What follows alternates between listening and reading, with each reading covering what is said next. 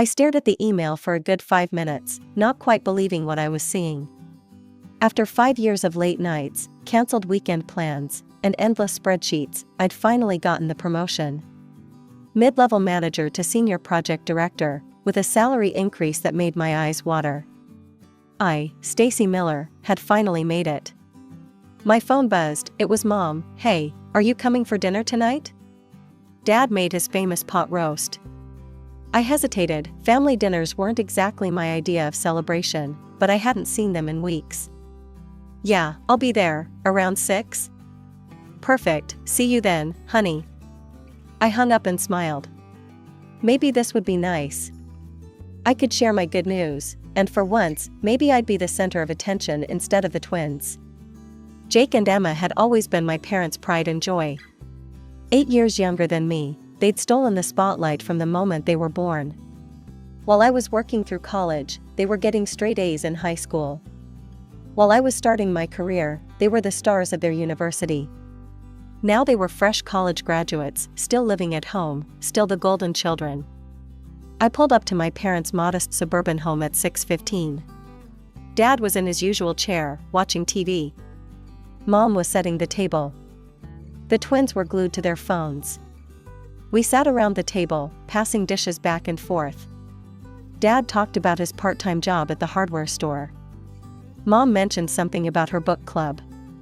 Emma complained about job hunting, and Jake scrolled through his phone under the table. "So," I said during a pause, "I have some news." 4 pairs of eyes looked at me with mild interest. "I got promoted today, senior project director. It comes with a pretty big raise too." The reaction was unexpected. "That's wonderful, honey," Mom exclaimed, reaching over to squeeze my hand. "About time they recognized your talent," Dad added, looking proud. Jake and Emma exchanged glances. "Way to go, sis," Jake said, giving me a fist bump. "That's awesome, Stacy," Emma added. "Does this mean you're buying dinner next time?" We all laughed, and for the first time in years, I felt seen, really seen. "Tell us about the new position," Dad prompted, actually putting down his fork to listen. For the next 20 minutes, I talked about my job, my team, the big project we were starting. They asked questions. They seemed interested. It was like I'd stepped into some parallel universe where my achievements mattered to my family. As I drove home that night, I felt lighter than I had in years. Growing up, I'd always been the responsible one, the one they called when they needed something: money for bills, help with the twins' college tuition, a new refrigerator when theirs broke down. I never minded helping, not really. But it was nice to be acknowledged for something other than my checkbook. The next few weeks were a blur. I threw myself into work with renewed energy. My team was incredible, smart, dedicated people who were excited about our new project. If we pulled it off, it would mean millions for the company. Then the calls started coming. "Stacy, honey, can you help us with the property tax bill? It's higher than we expected this year." "Hey sis, my laptop died, can you spot me $200 until I find a job?" "Stacy, dear, the car needs repairs, your father's hours got cut again." Each request was reasonable, each amount was manageable. And each time, I transferred the money without hesitation. They were my family, after all. The twins started texting me regularly, which was new. They'd never shown much interest in my life before. Now they wanted to know how my day was, what I was working on, if they could come over for dinner. "Your place is so much nicer than Mom and Dad's," Emma said one evening, sprawled on my couch after demolishing the pasta I'd made. "Yeah, and your fridge is always full," Jake added, helping himself to another beer. "Must be nice having all that money," Emma said, examining her nails. I laughed it off, but something about her tone made me uneasy. "I work hard for it," I reminded them. Sure, Jake said, pulling out his wallet. "Speaking of which, can I borrow $100? Car insurance is due." I handed him the cash without comment. What else could I do? They were family. 3 months into my new role, we completed the big project ahead of schedule. The client was thrilled, the company made a fortune, and my team got the recognition they deserved. I received a substantial bonus, enough for a down payment on my own place. That night, I opened a bottle of wine and called my realtor friend, Derek. I want to buy a place, I told him, something in the city, good neighborhood, nice layout. I've got enough for a decent down payment now. About time, Derek said, let me see what I can find. I didn't tell my family about my plans. I wanted it to be a surprise, something to celebrate. For once, I'd be putting myself first, and I couldn't wait to see their reactions. For the next month, Derek sent me listings almost daily. Some were too small, others too far from work, and many were way outside my budget even with the bonus. But finally, he found it, the perfect apartment in the heart of downtown. It's got everything you wanted, Derek said as he unlocked the door, 2 bedrooms, open layout, and check out that view. I walked to the windows and gasped. The city skyline stretched before me, glittering in the afternoon sun. The kitchen had gleaming countertops and new appliances. The master bedroom was spacious with a walk-in closet. It was everything I'd dreamed of. What's the catch? I asked, certain there had to be one. Derek shrugged, no catch, owner's relocating overseas and needs to sell quickly. If you want it, we should move fast. I signed the paperwork that afternoon, using my bonus for the down payment and securing a mortgage for the rest. For the first time in my life, I owned something substantial, something that was just for me. Meanwhile, the calls and texts from my family continued to increase. Stacy, your father's back is acting up again. We need to hire someone to mow the lawn, Mom said one evening.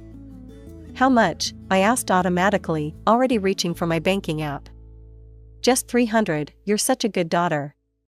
2 days later, Jake texted me asking for money to fix his car. The day after that, Emma needed cash for a job interview outfit. Each request came with effusive thanks and promises to pay me back someday, promises we both knew they wouldn't keep. I didn't mind that much, though. I was making good money, and it felt nice to be appreciated, even if it was just for my financial support. Saturday morning, I woke up filled with excitement. I was going to tell my family about the apartment. I imagined their reactions, surprise, joy, maybe even a little pride in what I'd accomplished. I spent the morning baking Mom's favorite lemon bars to bring over. When I arrived, the house was quiet. Dad was dozing in his recliner, the TV murmuring in the background. Mom was at the kitchen table, sorting through bills with a furrowed brow. The twins were nowhere to be seen. They went out with friends, Mom explained when I asked, should be back for dinner, though. I helped Mom prepare the meal, chopping vegetables while she marinated the chicken. We chatted about neighborhood gossip and her book club, easy conversation that required little effort. Dad eventually woke up and joined us, talking about a project he was working on in the garage. It was almost normal, almost like we were a regular family without the undercurrents of expectation and obligation. The twins burst through the door at 6, bringing with them a wave of energy and noise. They bickered about something that had happened, barely acknowledging my presence until Mom announced that dinner was ready. Around the table, I listened to them talk about their day, waiting for the right moment. Finally, during a lull in conversation, I pulled the folder with my new apartment documents from my bag. I have some news, I said, unable to keep the smile off my face. I bought an apartment. I used my bonus for the down payment. I slid the papers onto the table, showing them photos of my new place. It's downtown, close to work, 2 bedrooms, great view. I move in next month. The silence that followed was deafening. Mom and Dad exchanged a look. Jake's fork paused halfway to his mouth. Emma's smile froze. Dad cleared his throat. Don't you think you should have consulted with us first, Stacy? I blinked, confused. Why would I need to consult with you about buying my own apartment? Because we're family, Mom said, her voice taking on an edge I rarely heard, and families make important decisions together. But it's my money, I said slowly. I earned it. That bonus could have been put to better use, Dad said, pushing his plate away. The house needs a new roof, and Jake's still paying off his student loans. I stared at them, unable to believe what I was hearing. I've been helping you guys for years, I said. I paid for part of the twins' college tuition. I send you money every time you ask. And we're grateful, Mom said, though her tone suggested otherwise, but this seems selfish, Stacy. The word hung in the air between us, selfish. Because I'd finally done something for myself after years of putting their needs first. Emma wouldn't meet my eyes. Jake suddenly found his phone fascinating. Dad stared at his plate, jaw clenched. The rest of the dinner passed in uncomfortable silence. I tried to start conversations, but was met with one-word answers or nothing at all. When I stood to leave, no one tried to stop me. I guess I'll see you later, I said at the door. Dad grunted. Mom gave a tight nod, the twins didn't even look up. I drove home with tears blurring my vision, feeling like I'd done something terrible when all I'd done was buy myself a home. For the first time, I saw clearly what our relationship had become. I was an ATM, not a daughter or sister. 3 days of silence was all I could take. I missed my family despite everything, and the hurt had morphed into a determination to fix things. I drove to my parents' house unannounced on a Tuesday evening, rehearsing what I'd say the entire way there. When Mom opened the door, her surprise was evident. Stacy? Hi, I said, forcing a smile, can I come in? She stepped aside wordlessly. Inside, Dad was watching TV while the twins sat at the dining table with laptops open. All three looked up when I entered, their expressions a mix of surprise and wariness. I wanted to invite you all out to dinner, I announced before I lost my nerve. Saturday night, at Emilio's, my treat. I thought we could talk things out. The silence stretched for an uncomfortable moment before Mom spoke. Emilio's, that fancy Italian place downtown? I nodded. I made reservations for 7. Jake and Emma exchanged glances, a silent communication that excluded me as always.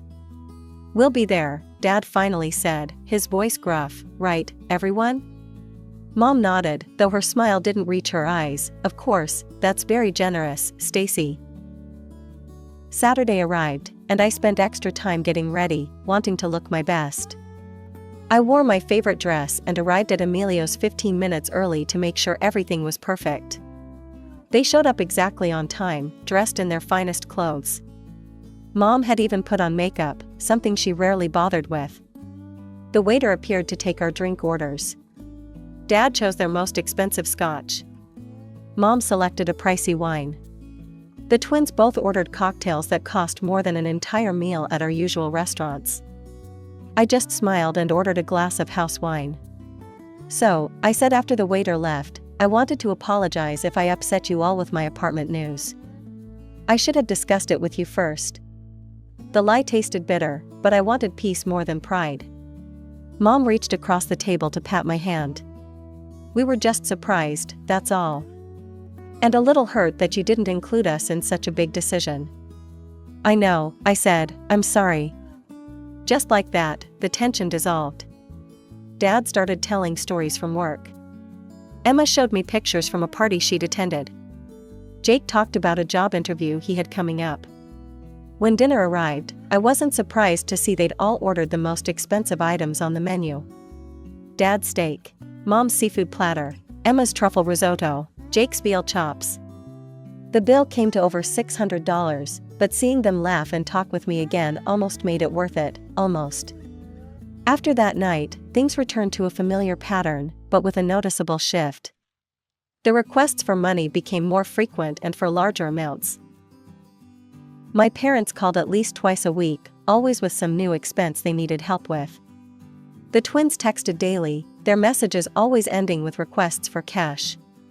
I kept track at first, documenting each transfer in a spreadsheet, but it became depressing to see how much I was giving them. I stopped looking at the totals. A few weeks later, during a Sunday dinner at my parents' house, Mom and Dad exchanged nervous glances throughout the meal. As I helped clear the dishes, Dad cleared his throat. Stacy, your mother and I need to talk to you about something important. My stomach tightened. I sat back down at the table, noting how the twins suddenly found excuses to leave the room. What's going on? I asked. Mom folded her hands on the table. We're having trouble making ends meet, honey. The bills keep piling up, and with the house repairs last month. We need some regular help, Dad cut in. We were hoping you could send us about $1,500 a month, just until things get better. I stared at them, processing the request. I could have pointed out that if Jake and Emma got jobs, they wouldn't be in this situation. I could have reminded them that they were choosing to work part-time while supporting two able-bodied adults who contributed nothing financially. I could have said a lot of things. Instead, I heard myself say, "Okay, I can do that." The relief on their faces was immediate. Mom's eyes welled with tears. "You're such a good daughter," she said, squeezing my hand. "We don't know what we'd do without you." I set up the automatic transfer that evening, $1,500 on the first of every month, directly to my parents' account. I could afford it, even with my new mortgage. And if it brought peace to our family, maybe it was worth it. 6 months passed, the monthly transfers continued, and my family seemed happy. I was busy with a new major project at work, another opportunity to prove myself and potentially earn another bonus. My team was depending on me, and I was working longer hours than ever. Then came the dinner that changed everything. When I arrived, they were all hunched around Dad's laptop, arguing excitedly. "The Mackay Suite has a better view," Emma was saying, "but the Royal Hawaiian has that exclusive beach access." "What's going on?" I asked, setting my purse down. They jumped, as if they'd forgotten I was coming. Mom quickly minimized the window on the laptop, but not before I caught a glimpse of white sand beaches and palm trees. "Oh, Stacy, you're here," Mom said. "We were just looking at vacation options." "Hawaii?" I asked, hanging up my coat. Mom nodded, a slight flush creeping up her neck. "We've been thinking about taking a family trip. Your father and I are exhausted from work, and the twins need a break from job hunting." I bit back a laugh. A break from job hunting? They'd been out of college for over a year. Jake shot me a glare. "It's not easy to find good jobs these days." "Anyway," Emma cut in, "we've already picked out the perfect resort package. It's only about $20,000 for all 4 of us." I blinked. "Wait, 4, aren't I included?" An awkward silence fell. Mom and Dad exchanged looks. "Well, honey," Mom finally said, "we know how busy you are with work. And your project is so important. We didn't think you could get away," Dad finished for her, not meeting my eyes.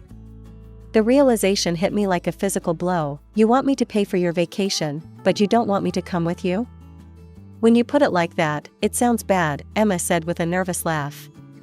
"How else should I put it?" I asked, my voice rising. "You expect me to shell out $20,000 so you can all go to Hawaii without me?" "You make good money now," Mom said, her voice hardening, "and family helps family." "I have a mortgage now," I reminded them. "And utilities, and property taxes.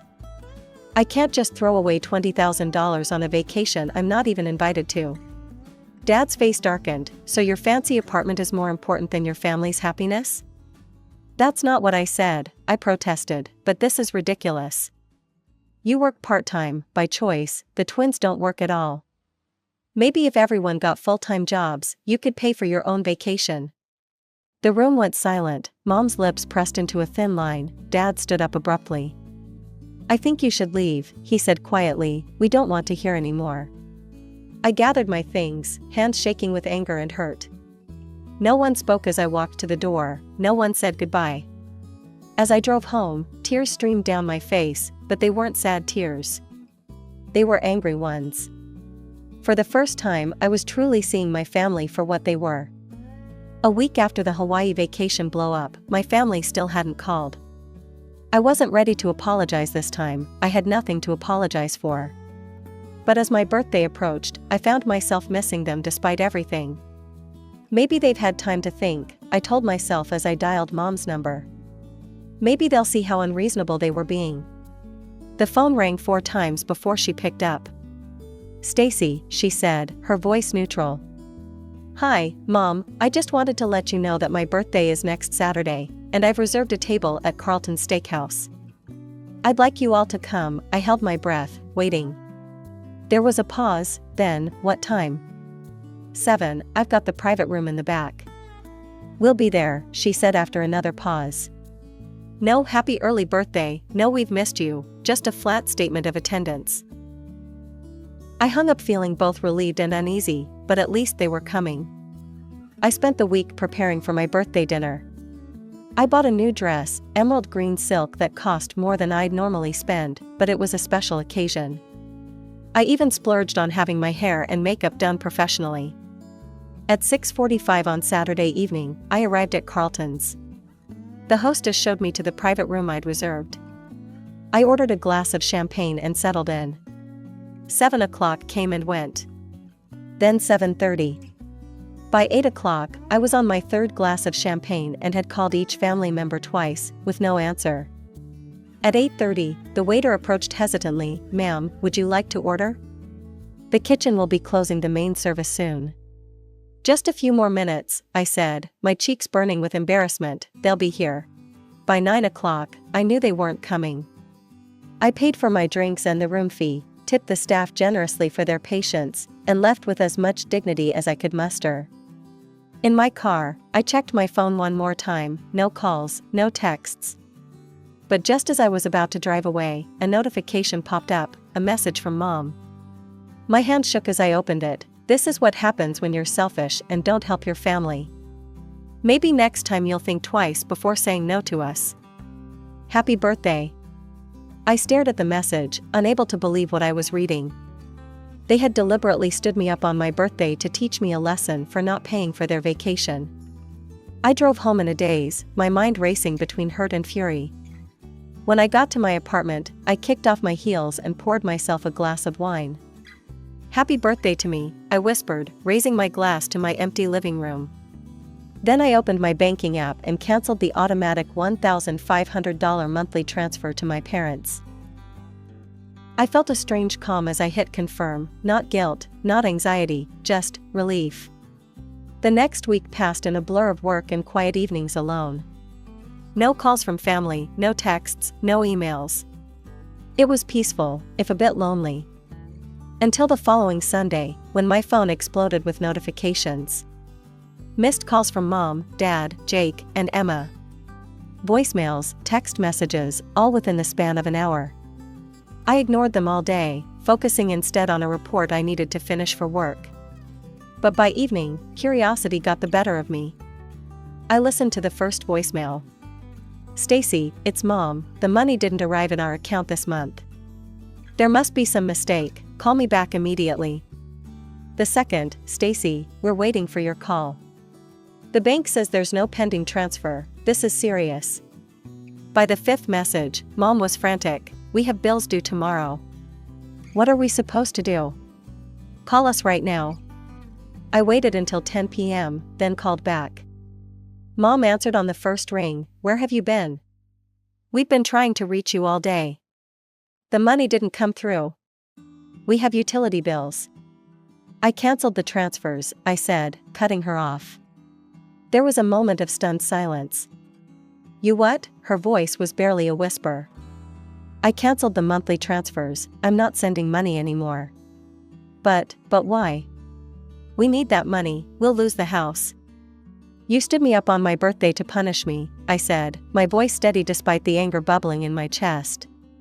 "And then you had the nerve to text me that it was a lesson." "Well, I learned it. I learned that I'm just a bank account to you." "That's not true," Mom protested. "We were just upset about the vacation. We didn't mean anything by it, it was just a joke."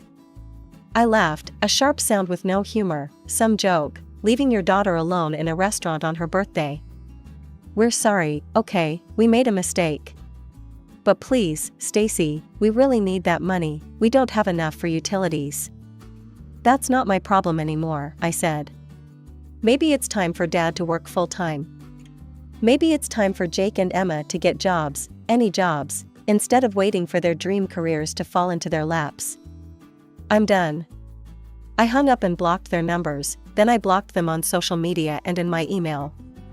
The next morning, I warned security at my office and the doorman at my building that my family members might try to contact me and that I didn't want to see them. Sure enough, they tried. Dad showed up at my office 2 days later. Emma waited outside my building the day after that.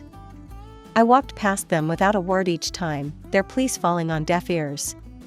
Through mutual relatives, I heard that life had gotten tough for them. Dad had to take on full-time hours. The electricity was cut off for a week when they couldn't pay the bill.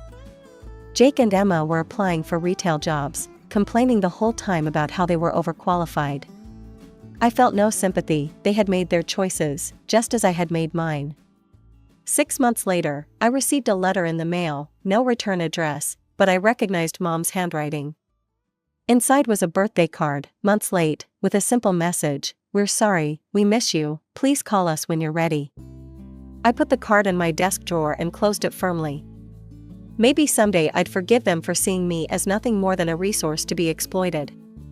But not today. Today, I was focusing on myself, my career, my life, the life I had built with my own hard work and determination.